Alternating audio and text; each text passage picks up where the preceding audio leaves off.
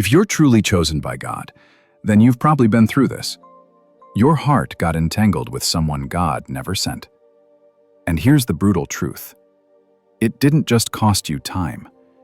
It cost you clarity, peace, and momentum. This wasn't just heartbreak.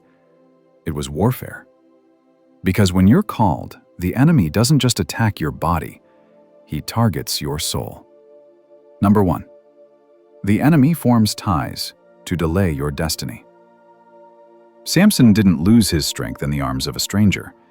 He gave it away to someone he was never called to trust. Emotional compromise will always feel easier than spiritual obedience. Judges 16:16 says Delilah nagged him day after day until he was sick to death. That's how soul ties work, draining your strength, clouding your mind, and making sin feel like love. You're not losing your fire because you're weak. You're losing it because someone else is sitting where only God belongs. Number 2. Ungodly attachments silence your discernment. When you're emotionally tied to someone who doesn't honor your walk with God, you'll start lowering your standards to keep their attention. And the scariest part? You'll call it love. 1 Corinthians 15:33 warns, "Bad company corrupts good character." Not immediately, but slowly, silently, and spiritually. That's why you stopped praying like you used to. That's why worship feels dry. That's why peace is harder to find. Your spirit knows what your emotions won't admit. This tie is toxic to your calling. Number 3. The enemy hides the chain by calling it connection.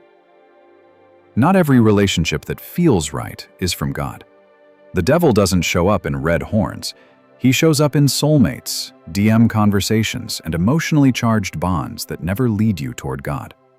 Proverbs 4:23 says, "Guard your heart, for everything you do flows from it." When your heart is unguarded, the enemy doesn't need to steal your future. He just attaches you to someone who delays it. Number 4. God will never bless what he never sent. You're praying for peace, but God won't anoint disobedience. You're asking him to bless a relationship that required you to disobey him just to start it.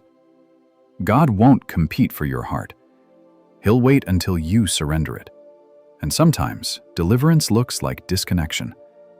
James 4:8 says, "Come near to God, and he will come near to you."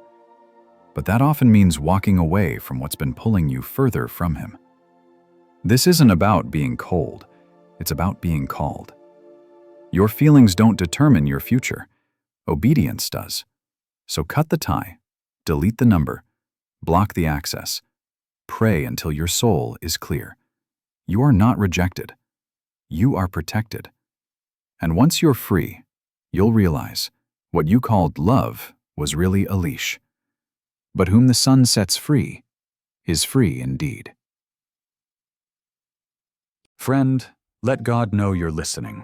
Drop a 777 in the comments if this spoke to you.